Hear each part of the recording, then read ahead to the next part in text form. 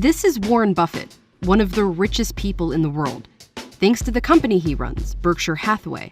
Basically, it's a holding company that just owns a bunch of other companies, Geico, Dairy Queen, a huge railroad, as well as a lot of stock in other companies like Apple and Coca-Cola. So when those companies do well and their stock goes up, Berkshire Hathaway stock goes up. When Buffett took over the company in 1965, a single share was worth $19. Today, it's worth nearly $500,000. Buffett owns nearly 240,000 of these shares. This is where his wealth is. But as he's been known for pointing out, Warren Buffett still pays a lower tax rate than his secretary. She pays at twice the rate I pay. I think that's outrageous. That's because they pay different types of taxes.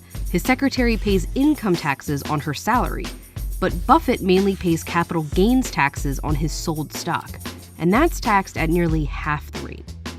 The wealthy are definitely undertaxed. In the U.S., the disparity between the richest Americans and everyone else has been growing.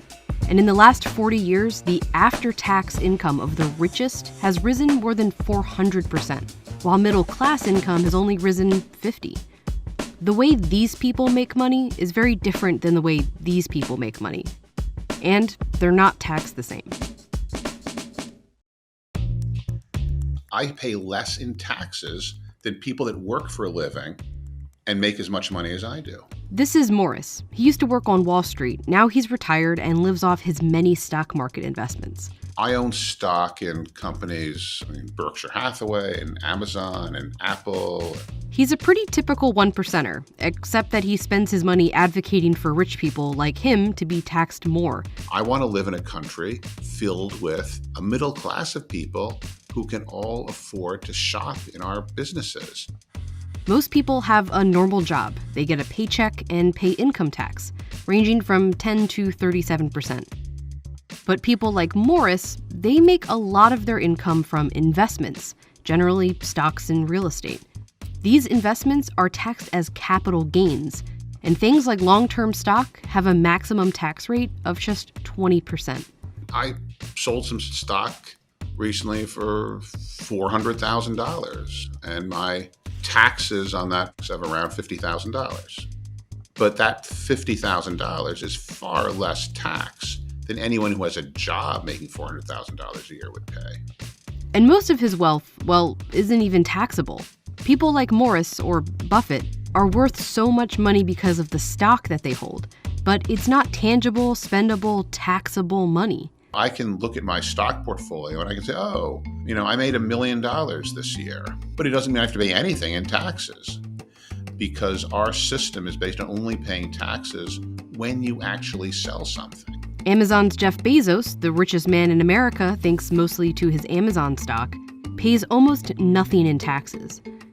We value his worth here, but it's never taxed unless it's turned into real money when he sells the stock, and it's taxed as a capital gain. This is one way billionaires are able to be technically worth so much money, but pay so little in taxes.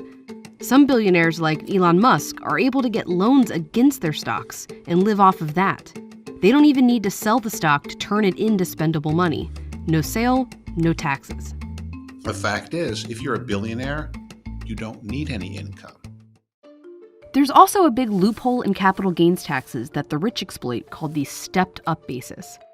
If, hypothetically, Warren Buffett were to sell his stock, he'd have to pay capital gains taxes based on his profit, so the cost of the stock minus the original investment. But if he holds off selling his entire life, when he dies, whoever inherits the stock and then sells it would only have to pay taxes on what they earned after they inherited it, leaving all those original gains untaxed. It's part of what's called buy, borrow, die, and it's one way the richest families avoid paying taxes. It's this system and the fact that most taxable capital gains are going to the top 1% that lawmakers see changing the capital gains tax as an easy way to tax the rich. President Biden has proposed closing that stepped-up loophole and increasing the maximum tax rate from 20% to 39.6%, but just for people making more than $1 million a year. Critics argue that it may discourage people from investing in the stock market, or that current millionaires would just sell less stock. But it would bring in more tax revenue, from more conservative estimates of $200 billion over 10 years to double that. It would also mean Buffett would pay a closer tax rate to his secretary. But this pile of unrealized money still goes untaxed. There's a lot of things we could do to make the system more fair. We could have taxes on wealth. We could have taxes on gains in the stock market. Most Americans are bothered that wealthy people don't pay their fair share, and changing capital gains taxes wouldn't be the whole solution, but advocates argue it would be an easy place to start. Our system is making the rich get richer and richer and richer, and everyone else just not.